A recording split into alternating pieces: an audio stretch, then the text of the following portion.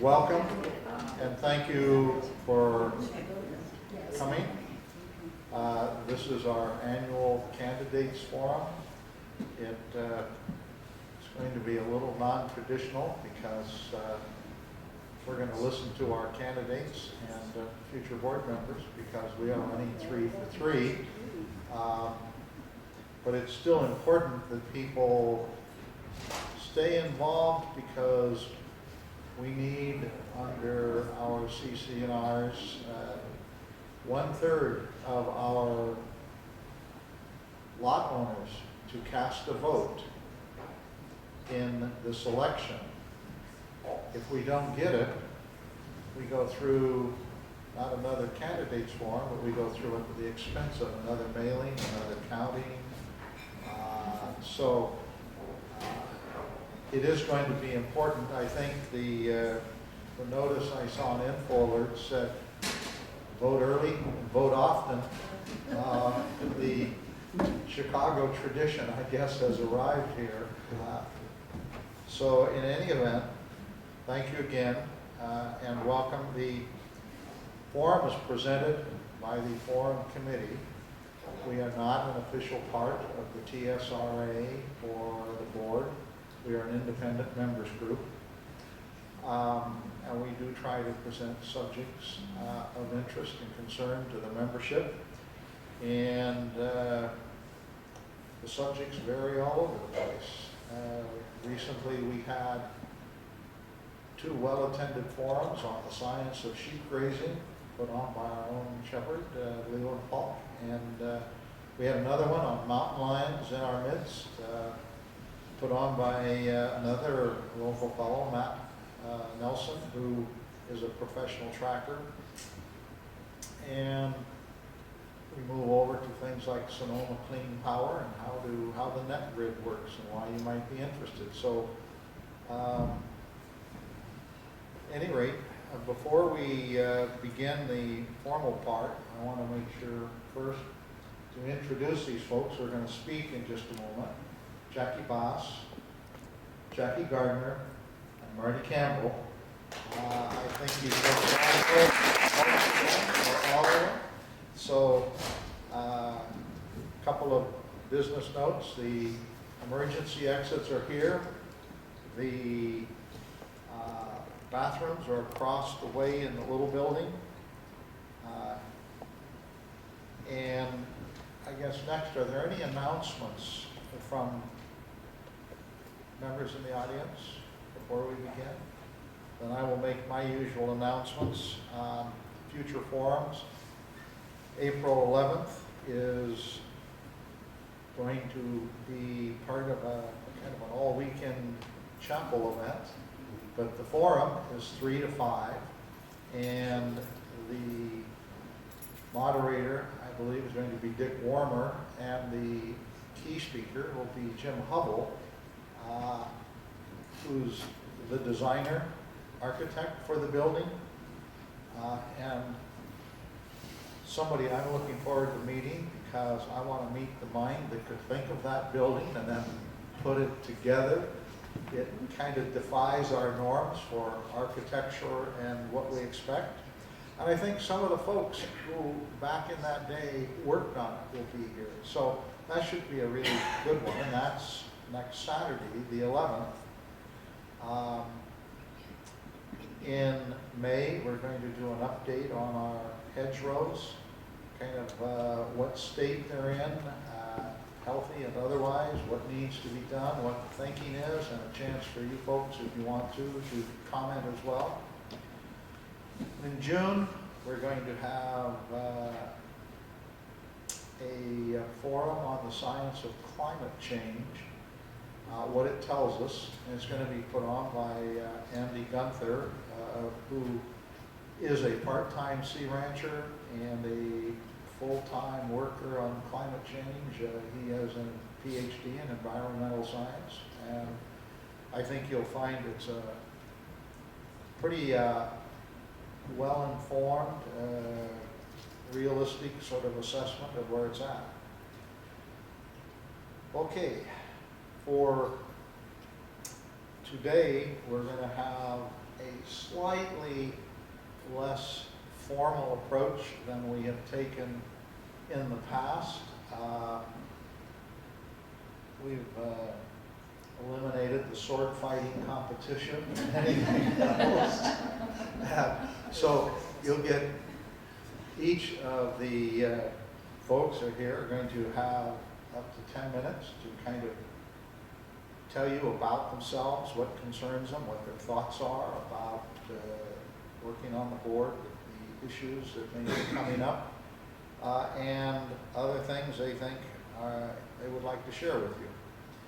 Afterwards, we're going to take questions from the audience directed at one or all, and we will probably ask, let me rephrase that. We will ask that we try to keep answers to a couple of minutes each, so that we can work our way through a number of questions.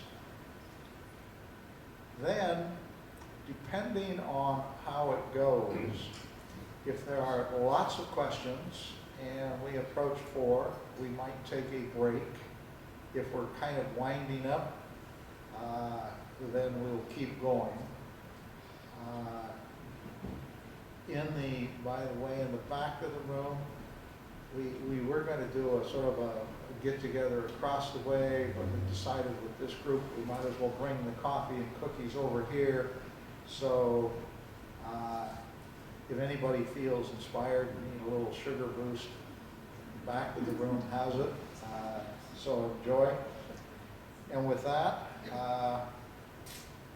the only other thing is hold your questions until after they've all been presented, so that we can then approach this in a sort of organized way. I think with that, I'll be quiet and let the first of our speakers get up. And I assume you have all drawn your straws, know your order. So I think Jacquelynn Baas, I think you're first, so go ahead.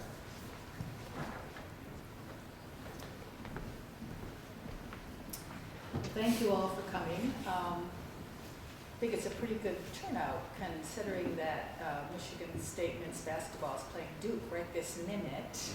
Michigan State alum, I know where Doug Ballow is. So thank you for coming.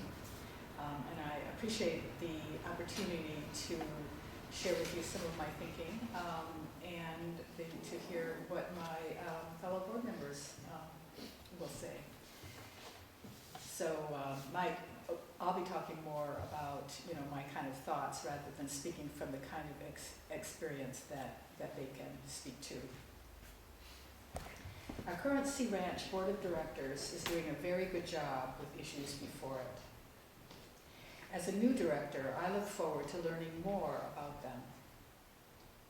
Today, I want to talk about what led me to declare myself a candidate for the board, namely the opportunity to help affirm and create policies ensuring that 50 years from now the Sea Ranch will be just as beautiful and spiritually nourishing as it is now, and also better supported by healthcare and other services, and more integrated with our surrounding communities. Those of you who know me know that I was the organizer of last fall's architectural forum, the Once and Future Sea Ranch. I was surprised by how many of our panelists went straight from architecture to community issues. Clearly, they are interrelated. As I wrote in the bulletin recently, I went into that forum with the assumption that the Sea Ranch is essentially nature plus architecture. It was a beautiful day, so afterwards I went for a walk from our house to Walk on Beach. I was touched and delighted to see the beach populated with people, thanks partly to Jackie Gardner, actually, enjoying nature and each other. And then it hit me. The Sea Ranch is nature plus people. People who care about each other and are committed to caring for the land, how we build on it, and the ways we live with it. Those of you who read my first candidate statement know that I began my professional life as a curator. The word curate comes from the medieval Latin for belonging to, cure, or charge. We are all curators of this uniquely beautiful place. We belong to it as much as it belongs to us, and we want to care for it. Today's Sea Ranch is the product not only of our founding documents, but also of decisions made by past boards of directors. It's a big responsibility serving on our board. According to our Articles of Incorporation, the primary purposes for which the Sea Ranch Association was organized and is to be operated are, quote, to provide for the management, maintenance, protection, preservation, and development of the Sea Ranch, and to promote the health, safety, and welfare of its members. Our Declaration of Restrictions, Covenants, and Conditions, better known as the CC&Rs, are, according to the association website, the constitution that every owner agrees to abide by when purchasing property on the Sea Ranch. Since the date of its original grant in 1861, the document begins, this unique coastal ranch has been beautifully preserved in its natural and unspoiled state.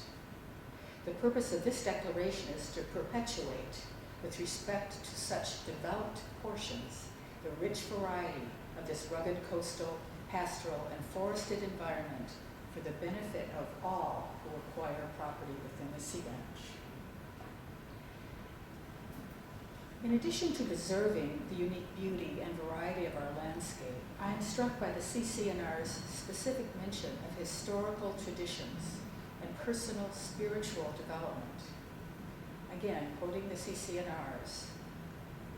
Through the Sea Ranch, Oceanic Properties Incorporated seeks to meet the increasing recreational demands of a portion of the burgeoning population of the United States in a manner which ensures the full enjoyment of historical traditions and natural advantages of the area for all who acquire property therein, and yet which encourages controlled, diverse, individual expression within the environment. This fundamental concept, which underlies the development and use of the Sea Ranch, serves both public and private interests by fostering a beneficial land use that retains the unique beauty of the land and creates an atmosphere enriching the spirit of its participants. It was this ambition, along with the initial excellence with which it was carried out, that made the Sea Ranch famous around the world 50 years ago. At that time, we were on the cutting edge of thinking about how to live rewarding lives in harmony with the land. Are we still? How well have we managed, as the CC&Rs instruct, to perpetuate, with respect to our development, the rich variety of this rugged coastal, pastoral, and forested environment? Amazingly well, in my opinion, considering the tough economic realities that began affecting development here as early as 1966, when landscape architect Larry Halprin created his last plans for Oceanic Properties. Al Boque, who had been in charge of acquiring and developing the Sea Ranch, left the project in 1969 in frustration with Oceanic's disregard for the master plan. Both men, however, retained strong ties with this place. Halprin led planning workshops for members in 1983, 93, and 2003. These workshops, conducted every 10 years, not only facilitated positive, constructive communication among members concerning the perils and potential of the future. They also generated significant improvements to our community life, such as the creation of the Del Mar Center, where we are meeting today. As we bring our 50th birthday year to a close, an appropriate next step would seem to me to be the creation of a process to take a thoughtful look at our future. This could begin with another major member workshop incorporating serious self-examination, along with the consideration of changing ecological and social conditions. Don Linden, one of our founding architects and chair of the Commons Landscape Committee, led a preliminary workshop of this kind last month that was very successful and well attended. The results of a larger, more comprehensive member workshop could then be integrated into a systematic planning effort led by our planning committee in concert with other committees, the design committee, and the board. Okay, other issues. The first is, of course, Burbank housing. Integration of affordable housing within the Sea Ranch Association structure remains an elusive goal.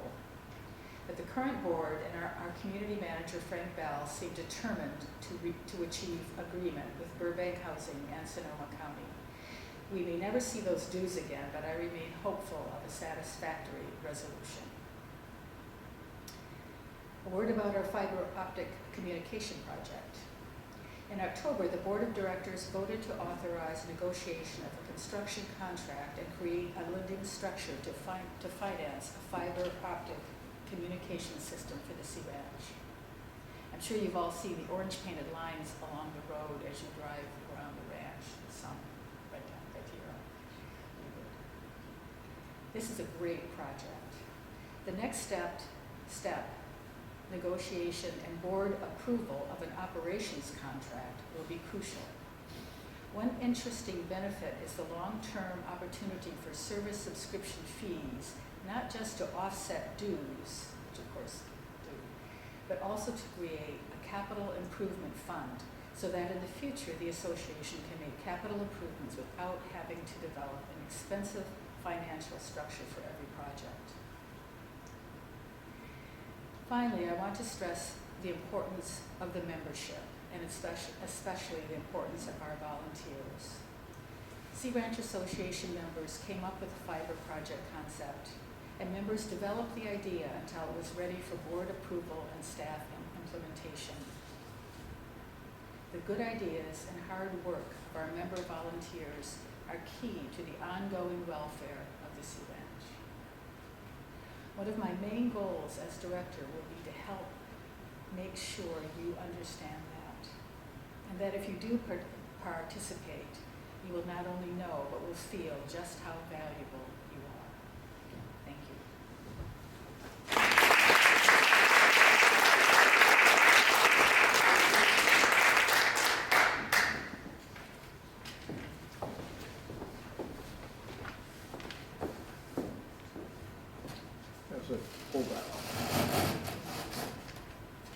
Good afternoon. Thank you all for coming. We've each been asked to give a 10-minute presentation about ourselves, our reasons for running for the board, and what our beliefs and concerns are about the problems and projects confronting the association over the next 3 years and beyond. Just yesterday, I walked around the airport with friends. As I walked around the airport with friends, I was thrilled to see equipment arriving to be staged, multicolored paint all over Annapolis Road, indicating the utility locates are being lined out, and word that trucks with giant spools of conduit are unloading their material up by the dog park. Work is becoming visible on one of our most important projects, bringing fiber optic cable to every home and lot on the Sea Ranch. Our association is a mutual benefit corporation, and this is going to be a big benefit to everybody here. Part-timers, full-timers, weekend renters, visiting children and grandchildren who want to stream a movie, and folks who want to operate their businesses from their home. I have worked to support this project for 3 years, first as board liaison to the Utilities Committee, attending nearly every meeting of the Telecommunications Subcommittee so I could learn the language of this future, and as chair this past year, helping to shepherd it through board presentations and votes, as well as pre-construction meetings and marketing exercises to establish its name, which is Sea Ranch Connect. Don't forget that name because it's coming soon to you.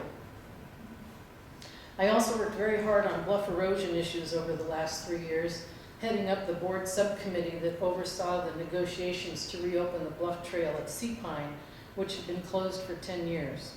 Working with my fellow board members, association staff, county personnel, including our supervisor, our attorney, and the affected neighbors, we were able to develop and utilize a revocable license permit that allowed us to retain ownership and full control of our commons while allowing the public to pass by the eroded areas of public access in 3 locations and getting insurance and maintenance provided so it can stay in good repair, at least as long as Mother Nature allows it. I'm told by our in-house geologist, Leigh, that she always bats last. I think having a neighborhood meeting to hear from our members based on conversations we heard at CLC meetings was key in determining there was significant underlying interest in reopening the trail, and that helped give the board the momentum it needed to make that decision. I'm proud of that accomplishment, and I think it illustrates my abilities to work through the sometimes complex and emotional situations that come before our board and find workable solutions. And that brings me to the Gordian knot known as Burbank. As you may all know, the association filed suit for unpaid dues in February, and we've spent an enormous amount of time and energy wading through every possible solution and finding none that worked within the organizational and legal constraints for all 3 affected parties, which includes the county. So I'm hopeful that the significance of this lawsuit will get us a settlement that will end the round robin of negotiations. It won't be pretty, but it never has been. In fact, Marty and I have commiserated about the frustrations, emotional ups and downs, and endless meetings and draft plans of possible ideas that we have each reviewed carefully over the last 3 years. We can't say much yet about what is happening, but maybe there's a light at the end of this long, dark tunnel. We're nearing completion of the draft non-industrial timber management plan for our central TPZ developed by the task force I've been chairing. We have an excellent professional forester who is keenly aware of our strong environmental ethic and sensitive to our desire to have a healthy, diverse, multi-aged, predominantly redwood forest on our central eastern border. That plan will soon be on the website for member review, and we will likely take it up for approval at our June meeting. Matt Green, our forester, will be hosting a nature walk on June 20th to view and explain his concepts and work on our behalf, and I urge you all to attend and educate yourselves on this important plan. This is a long-term tool outlining how we can carefully manage our forest, logging it lightly with a single tree selection process based on sound criteria and goals our task force developed. Logging will occur only every 3 to 4 years, making it safer from wildfire, healthier from thinning, and actually creating non-assessment based income that could help offset our increasing costs of managing vegetation elsewhere on the ranch. I believe vegetation issues will remain a high priority and an expensive proposition over the next decade, and that is my major area of interest and concern. Our excellent fuel management plan, combined with the hard work of our homeowners to meet PRC 4291 defensible space requirements, puts us in good stead for fire safety. But it's very apparent trees are dying all around us, especially if you look to the north on the way to Point Arena. And it is happening here. The long drought has added stress to the old trees, especially the pines planted 50 years ago, and they're falling prey to bark beetles and natural death. Our hedgerows are even older, and I've been part of the committee updating our replacement program so that we can protect and maintain these wonderful landscape rooms that separate and define our oceanside meadows. We need to have a robust re-entry program to keep our newly replanted rows healthy, getting adequate sunshine and exposure to the wind, and a well-funded replacement program to remove the senescent and decaying rows that pose dangers to hikers and homes alike. I know they're beautiful with unique snags and perplexingly curved limbs and trunks, but we have learned in our visual surveys of every row that the more we try to accommodate the old trees for as long as possible, the more damage we can do to the new trees we've invested in to replace them. I will continue this effort and will be a small part of the forum on hedgerows scheduled for early May. Please come, and learn what we have learned about how to keep the hedgerows strong and healthy. Lastly, let me touch briefly on that most emotional and controversial subject, tree removal and views. All 3 years of my term, it has been a board goal to tackle this difficult and complex issue, and we're underway on what I think is a significant effort to clarify our opaque and sometimes mysterious application process. The board has met with our attorney to review our legal liabilities and constraints, and we will be bringing this subject to you, the membership, for your input and consideration at the April 25th board meeting. We just set the agenda this morning, and it will be a workshop from 10 a.m. to noon that day. My personal history at the Sea Ranch has included an unfortunate experience with wind throw, that tendency of grand firs to uproot and fall without warning. This has made me sensitive to the sometimes frustrating experiences our members can have in relation to trees and their removal, their safety, and their value to our experience of this remarkable place. We have excellent staff and good procedures, but I feel strongly there is still room for improvement. As a survivor of 3 major tree falls, many people have confided in me about their own experiences, and I truly believe there is a way to maintain and honor the integrity of our natural landscape and still allow more flexibility and better response to the desires for views and maintaining a healthy forest near our homes. In closing, I want to add that I do have a life outside the walls of the association. I've been a SEAL docent for over 10 years, witnessing my first birth just last year, and I've designed the sets for more than 15 plays at the barn. I'm a day leader on Tuesdays at the Bosquash Garden, a place where I can go and rip at the weeds to work off the stress from this job. And I'm a happy grandmother of 3 charming and beautiful grandchildren who all live nearby, so I can visit them regularly and still hand them back to their mom or dad when they start to cry. I love this community, and I love being a board member. I look forward to working on your behalf for another 3 years, and while it does seem silly to ask for your vote under these circumstances, instead I ask you to be sure to vote so that we get the necessary minimum quorum of 33% and have a valid election. Thank you.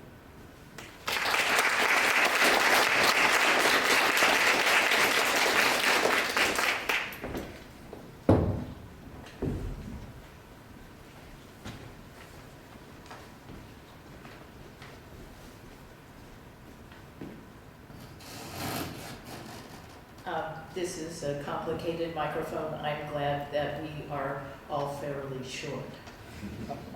Thank you so much for coming today, because this year we just have 3 candidates for 3 openings.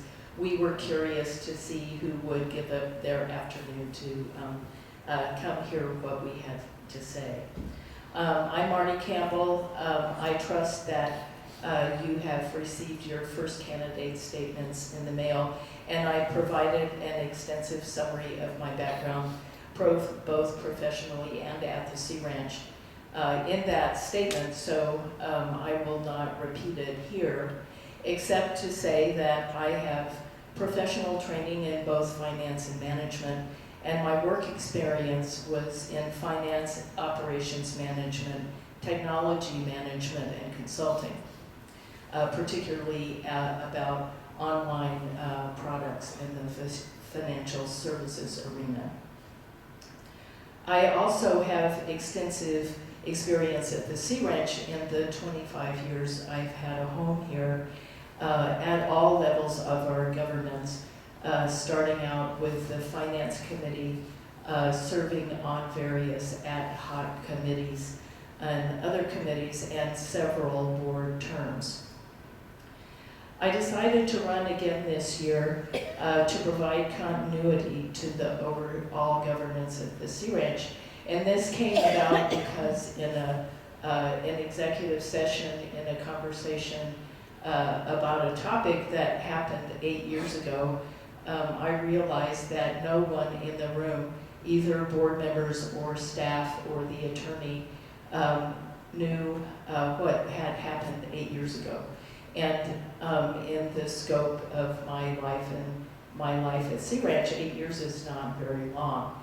And I decided I really had an obligation to serve one more 3-year term and bridge that gap to make some kind of connection between the past and the current time and the future. I think you'll find that all of us are pretty similar in our assessment of what we bring to the table. I am familiar with Sea Ranch's governing documents and the resolutions that define how our processes work.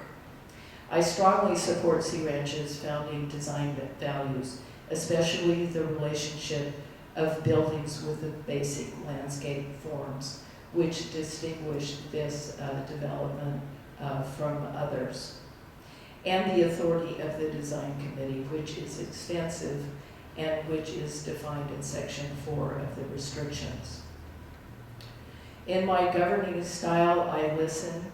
I try hard to understand others' points of view, and I work at finding areas of agreement in situations where the board members or the board members and the members have disagreements about how we perceive things.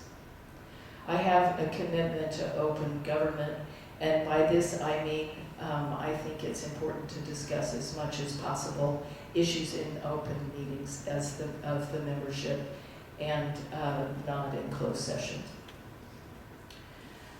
With regard to issues, I too would like to talk about Burbank housing. I have been on the Burbank subcommittee for 3 years, and when I first started this term, Dippy Tyler was the chair and was the chair of this subcommittee, and I said, and it was Dippy's last year on the board, and I said how grateful I was that this would all get wrapped up in her last year, and she laughed. As you know, it's been quite a process. I have a 670 square foot house, so it's very tiny and I don't have a lot of room. And I have at least 3 or 4 feet of paper related to Burbank housing issues, and I'm really, really looking forward to being able to recycle all that and get it out of the way. It's been quite a process, and Jackie Gardner referred to the countless meetings we've had and up to 20 various solutions we have tried to pursue with 2 different Burbank legal entities and various divisions of the county trying to find an agreement. We seem to be on a path to resolution right now of Burbank's non-compliance regarding the assessments they owe. While we certainly won't be made whole from a financial perspective, I expect that we will be successful in getting the county to formally waive the requirement of providing affordable housing from the deeds of the 255 lots, which were annexed at the same time as the 45 Burbank lots. Although we have the outline and agreement, I don't think we'll finish this before the Iran nuclear agreement gets finished. But we're doing our best, and progress is being made. Fiber to the Home is an exciting project for me as well as the other candidates. This project will bring reliable high-speed connectivity to every Sea Ranch home. If you don't live in the forest, you probably don't know that there are Sea Ranchers who not only can't get cell phone reception in their homes and thereby don't have that avenue to get an internet connectivity. There are also some homes that, because of deteriorating cable can't get television. I think this is a sorry tale, and I'm hopeful that getting fiber optic installed to every home will be a step in bringing our community into the 21st century. I'm expecting to support the selective logging of the central TPZ that Jackie talked about. This will come before the full board in the next few months, and I'll make a final decision when I've seen the full proposal.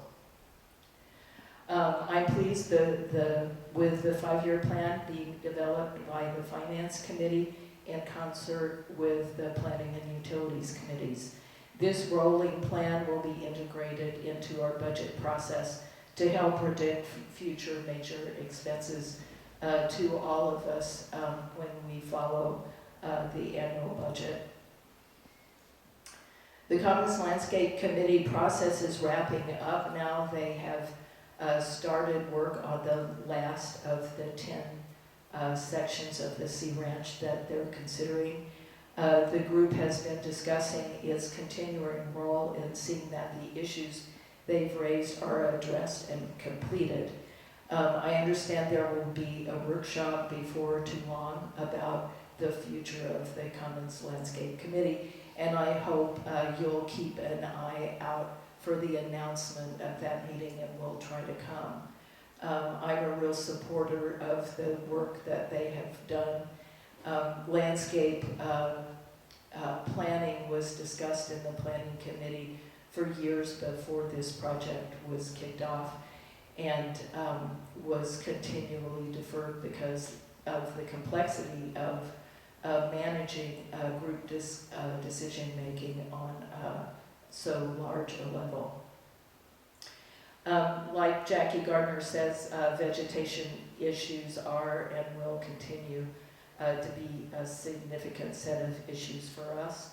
Along with the road program, vegetation issues are the most expensive of the projects that we have here. And I think this will obviously continue to be a major expense for fire management, for control in general, for issues related to the ongoing drought, which will affect all of our trees as they fail to get enough water to stay healthy, and for views.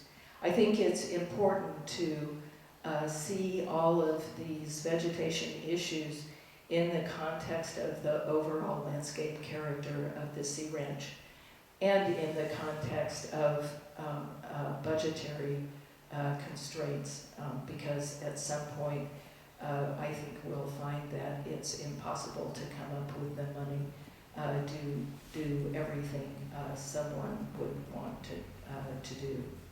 I also recognize the variety of member opinions about vegetation and the natural environment. I'm fond of thinking that there are probably 2,300 different opinions, or maybe 1.5 times that amount if you consider the individuals who live in all the lots, about what to do about these issues. And I think I look forward to a lively conversation with the membership.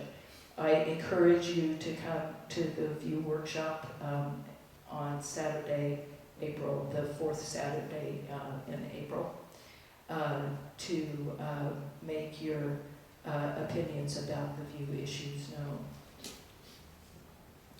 In other issues, I strongly support the reevaluation of the Olson Ranch recreational complex to make it more conducive to year-round use.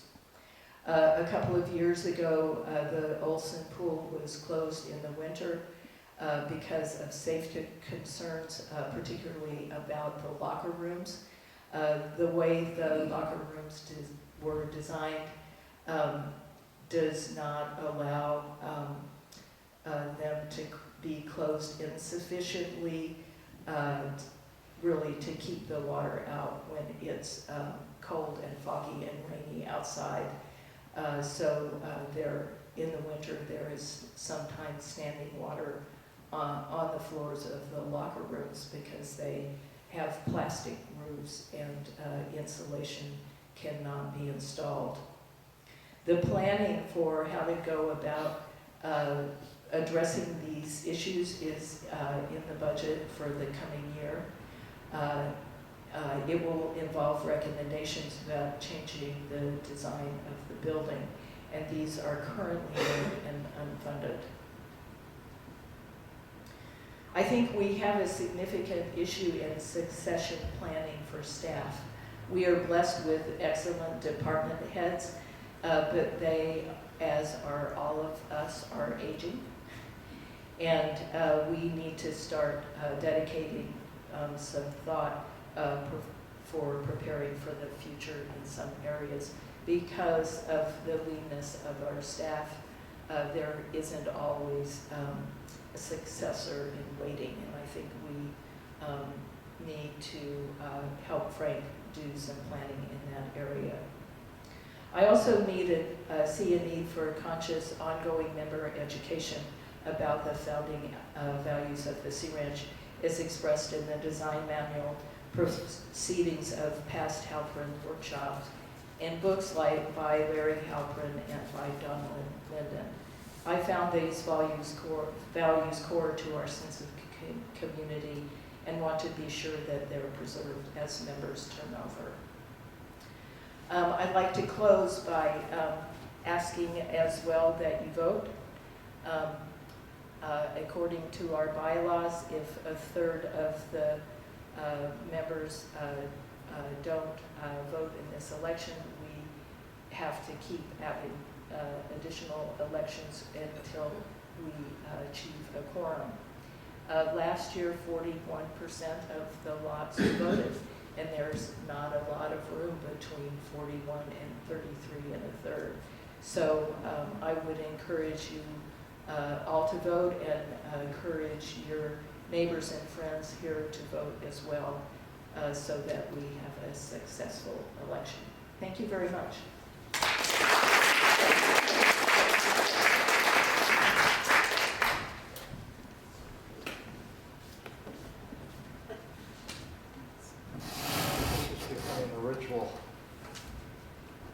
I think we're very fortunate to have three such thoughtful, intelligent, and capable individuals running for those three seats. So I'd like to give them all another hand for stepping up.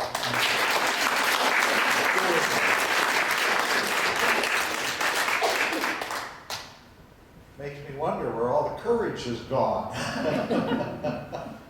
The 5 openings, 3 people.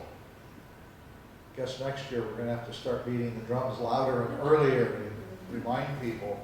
I was interested in listening to this, particularly the Burbank comments. As a little historical footnote, when I got on the board 12 years ago, the first subcommittee I went to was, you guess it, the Burbank Housing Subcommittee. So yeah, that is an issue that has had real legs, and I think they're still moving. In any event, now we're going to open this up to questions from the audience, and I have a couple of questions submitted by members. So some people are not prone to like the microphone, we can tolerate that, but if you do speak and want to stay where you are, please speak loudly enough for everybody to hear you without the benefit of the microphone. With that, I will open it up to questions from the audience, and you may direct them at 1, 2, or all. Boy, this is a contentious group. They want the cookies. Cookies. No kidding. Well, I'm going to give you one then that came in at our request. One of our members said, what steps would you propose to avoid paying an election consultant in any future uncontested board elections like this one. Go ahead. Well, I have, that it's in, I don't know if it's in the rules, where it is, that we must have the election conducted by a professional outside firm. I know that was not always the case, so I suppose a committee would have to be formed to look at this rule, see whether there was something that could be easily modified or not. Other comments? I believe that the elections used to be handled by volunteers, and after a period of time where the integrity of the volunteers was questioned, it was determined that the best way to handle it was to farm it out to a professional service. I am not familiar, I would turn to our historian, who seems to know chapter and verse much better than I do on what might be involved, but I probably would have to agree with Jackie that there would have to be a new committee. Subcommittee. Is it in the bylaws that we have to have? It wasn't always there, so it must be in. Well, there are two issues here. I strongly support having an outside service do the management of the election.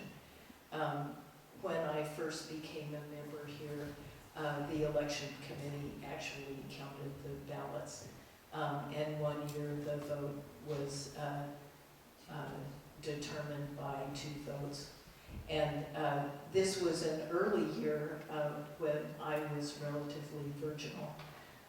So I don't know all the gossip that went on at the time surrounding that election. They did have a recount, and the recount came up with another count of the votes.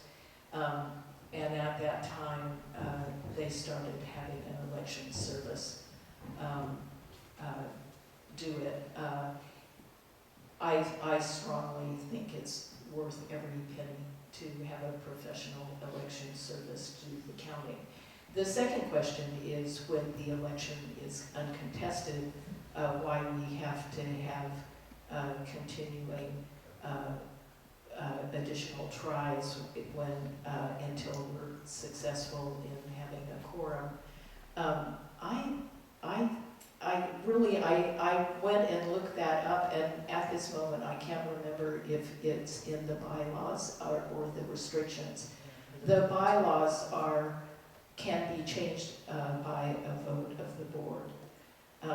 And I think the issues that the board should consider in that respect are whether or not it's a good idea to ensure that at least 1/3 of the people vote in an election, even though it's uncontested.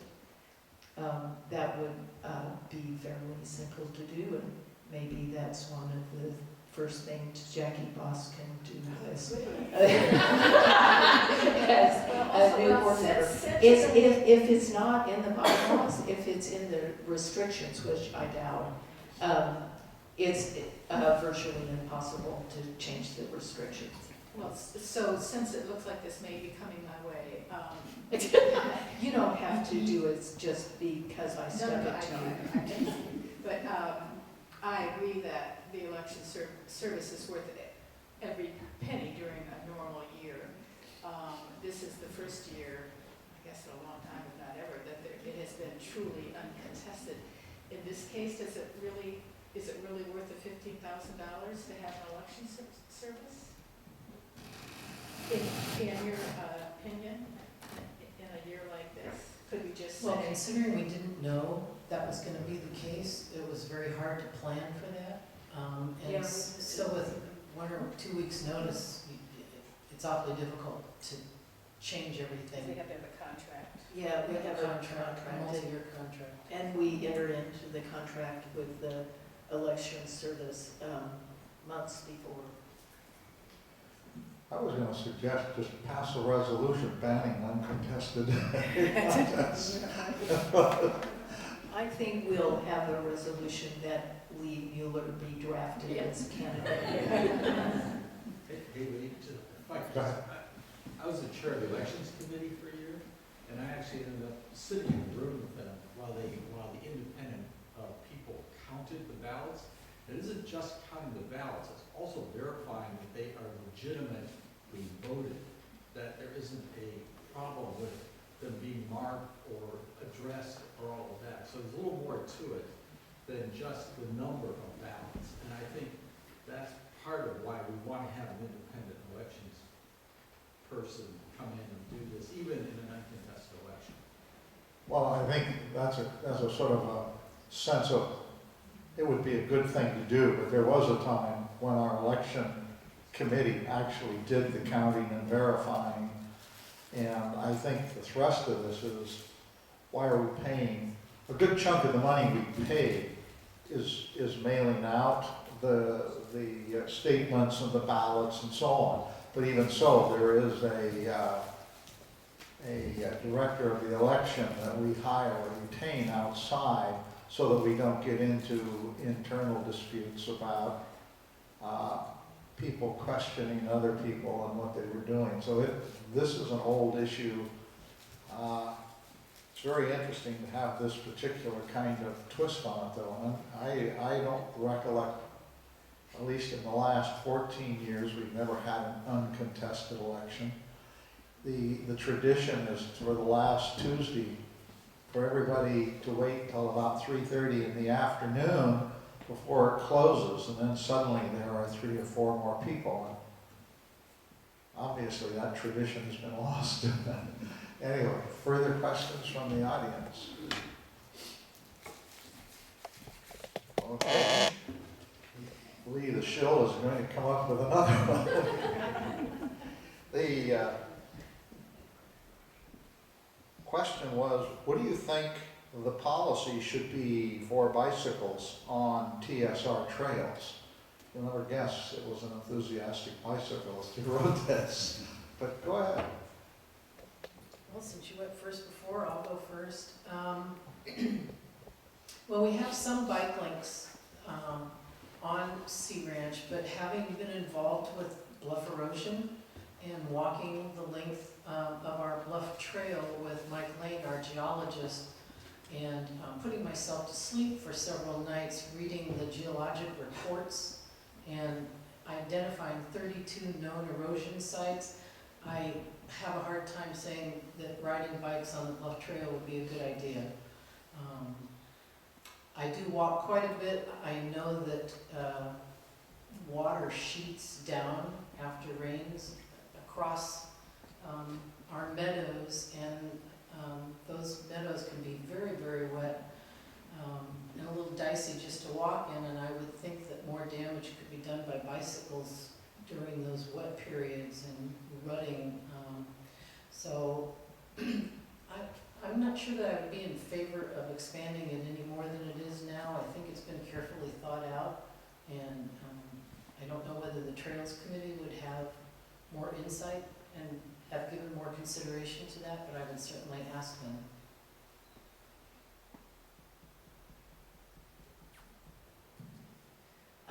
I guess my answer really mirrors Jackie Gardner's. I believe that there were accidents by people riding bicycles on the bluff trail a number of years ago, and that led to there being the bluff trail being closed to bicycles in the first place. We would have to do some research about that because my memory isn't perfect about that.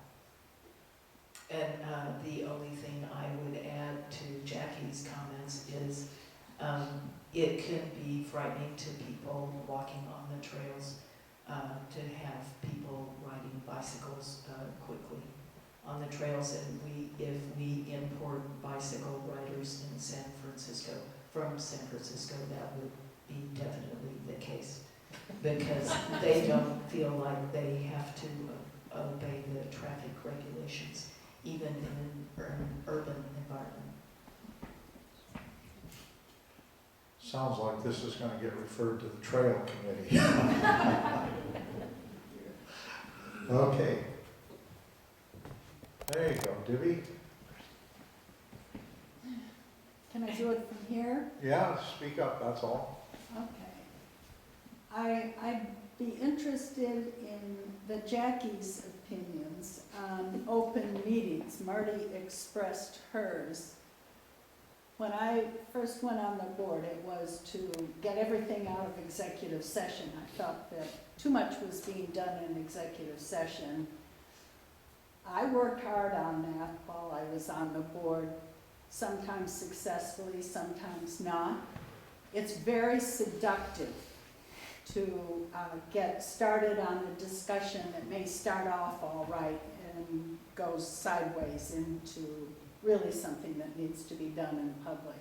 I'm very sensitive to this issue, and I just would love to hear the Jackies talk about that one. Okay, well, first of all, it's the law. That's the number one. And I think when it begins to, when it begins to be the slippery slope you refer to, it's, around here, it's probably not to be devious or, do sneaky things that the members don't know about. Rather, it's an effort to get things done, to be efficient. And the process is just not efficient. It is not. And, to have to discuss all of your business in public takes a long time. And it's complex and cumbersome, but that's the way it is. And I think that is the way the will of the members is brought in. I think that our biggest problem, Dibby, is getting members to come to the board meetings or to read the agenda and contact I don't know how many people contact the board before a meeting who cannot come to the meeting, but I think member participation, there are kind of two sides to this. I think that the board needs to be very aware of doing all business in public, but I think the members have to hold up their end of the responsibility too, and be aware as well of the issues that are going on and let the board know what their feelings about them. I think that we are pretty careful about trying to make sure that everything that we can do in public, we do that way. And I don't know if it's legal for me to say this, but we set the agenda this morning, and this is the first time in my 3 years that there's no compliance cases for us to hear in executive session. That's always a big part of what we do. That's member discipline problems. So maybe that's a good sign. Certainly we've spent a lot of time on Burbank and a few other messy situations, but I'm all in favor of involving the public and getting people to come and give us input at every opportunity. I often tell people, and many do, I do get quite a few emails, but sometimes phone calls from people that have an issue or want to talk or want me to look at something. As I said in my statement, it's often tree related because of my personal history. But it has been somewhat discouraging to see so few people come to the board meetings when we work so hard to get something on the agenda that we think is important and nobody comes. We spend a lot of time trying to manage a broad variety of programs and problems and activities, and I know there's two board members who are not here who shall remain nameless that have a running bet every board meeting on how few people will attend that are not spouses or staff. And sometimes that number is 1 or 2. And that is discouraging. And that's not the same thing as how many items get discussed in executive session, but I think it's also indicative of a lack of interest, and maybe that's a lack of concern. I'm really not sure, because I used to come to board meetings before I was on the board a lot. Perhaps those were more exciting times and everybody was there to see if there was a fist fight. And we don't have that now. We are a pretty congenial group. We don't always agree, but we get up from the table and walk away friends. And try to make sure that we can work through those differences and remember that what we're doing is for the benefit of the membership here, and that's what guides our decision-making. So I think we try. There might be room for improvement. I haven't thought of a situation right off the top of my head where we haven't, but I will say we miss your voice, Debbie. Other questions?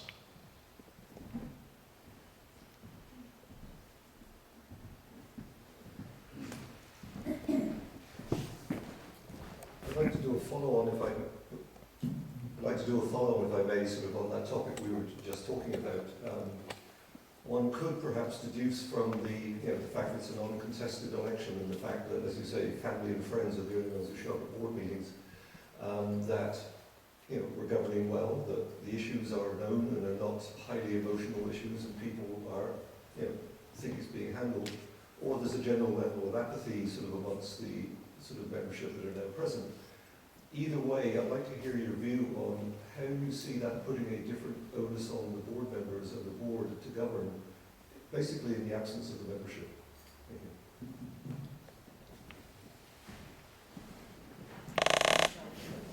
Well, I haven't started yet, so.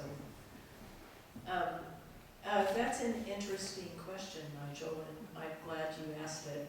I think it does put an onus on the board. In times like the past, easily year, when there have not been a lot of people who attended board meetings or the budget meetings, I think we risk as a community in falling into governing by a very few number of people. And I think that means that we ought to be listening hard to members and ought to be challenging ourselves to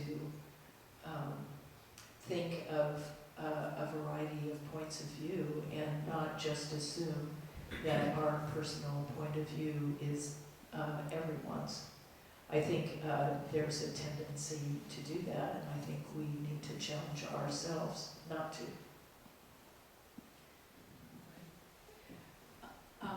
Yeah, I think there are things that could be done, though, that to help members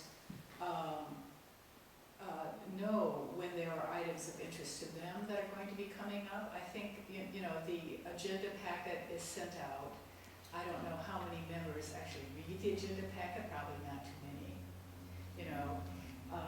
and I think that the association in some form, whether through info or closer to the time of the meeting, could alert the members to the main topics of discussion that they may, wish to look into and express a view on, because, there's just very little, there's no mechanism right now for members to know what's coming up at the board besides looking at the agenda packet, and that's sometimes a little opaque. You have to go into the attachments to get at what's coming up. So I think it's actually kind of hard for members to stay on top of what's coming up that they ought to be worried about if only they knew what was coming up. So I think that's something that we might, talk about. The other thing that we now offer, and I know some people take advantage of, and that's being able to listen to the audio when they can't attend a meeting. And I don't know how heavily utilized that is either. Perhaps some sort of a more conversational info alert could be sent out with a brief description of what the major items of interest are. I think you started to be a few years ago, and then Marty followed, and I have, to expand the subcommittee reports, which is really the heart of the work that gets done by the board. And we now give pretty thorough and complete subcommittee reports every meeting, during the first 15, 20 minutes, and you can usually ascertain there how things are going and what's coming up, what's going to, because if we know there's going to be something coming up that will be contentious contentious or difficult or highly informative, whether it's something on Burbank or like that, we generally try to highlight that in the subcommittee reports so that we alert people that there is something coming. But we may need to look at different ways of utilizing the sources of communication that we have now to get more interest going. I've had 2 coffees already this year. I have 2 more tentatively planned.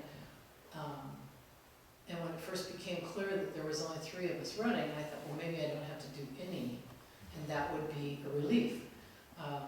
But I don't necessarily want to get out there and talk so much, but I really like to be able to hear from members in that kind of an intimate setting where I think they're more comfortable asking questions.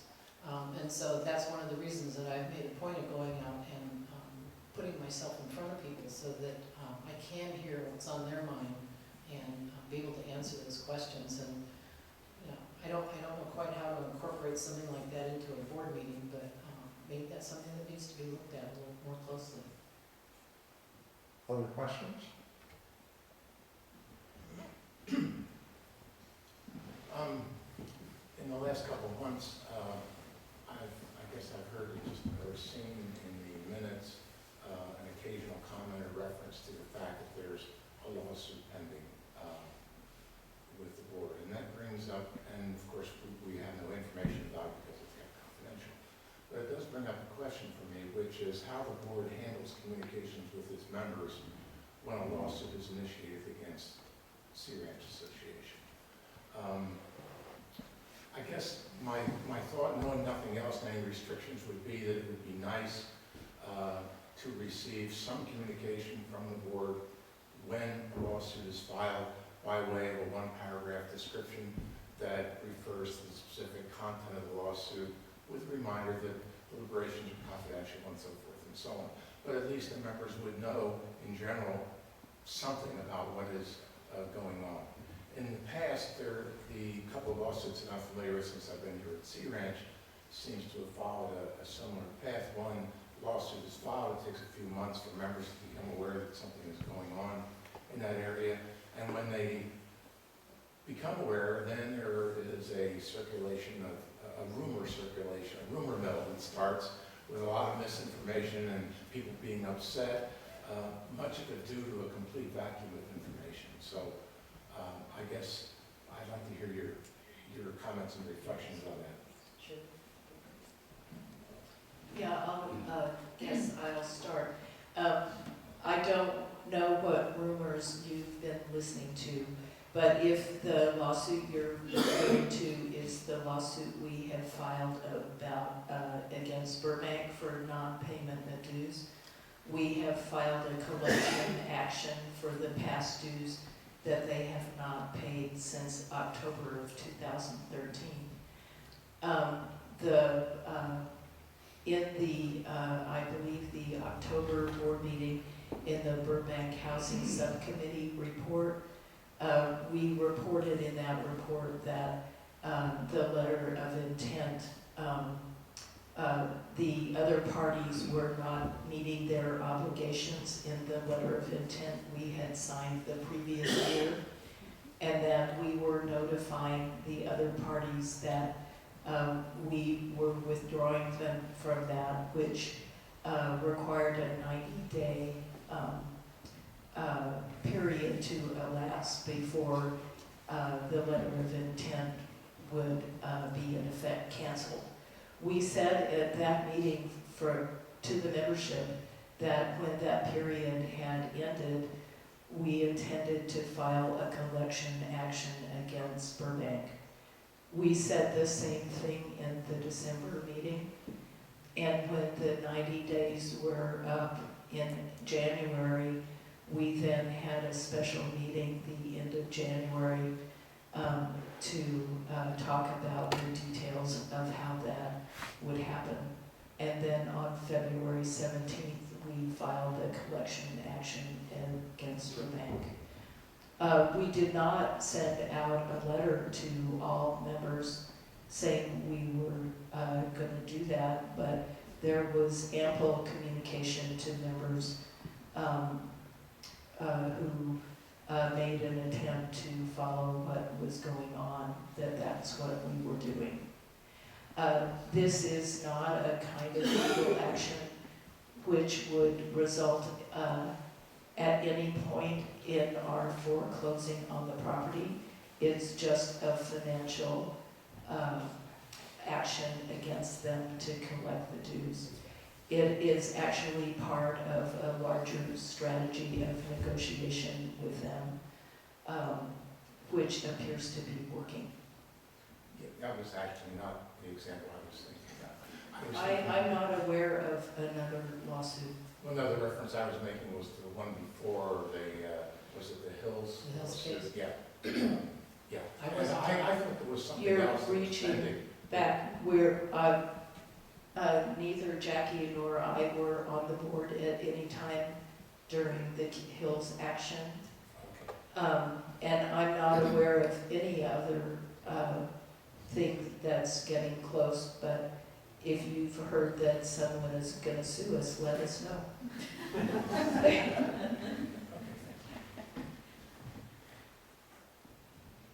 Seeing nobody jumping to their feet or waving their hand, I'm going to make an executive decision of sorts and adjourn to the end of the questions, to the coffee and cookies, and your chance to talk individually with the three candidates, soon to be board members for either a new term or a second term. And so please take advantage of that. And thank you very much for coming. I think we will now close this slightly less formal than usual forum for the candidates and say thank you once again for coming out. Thank you.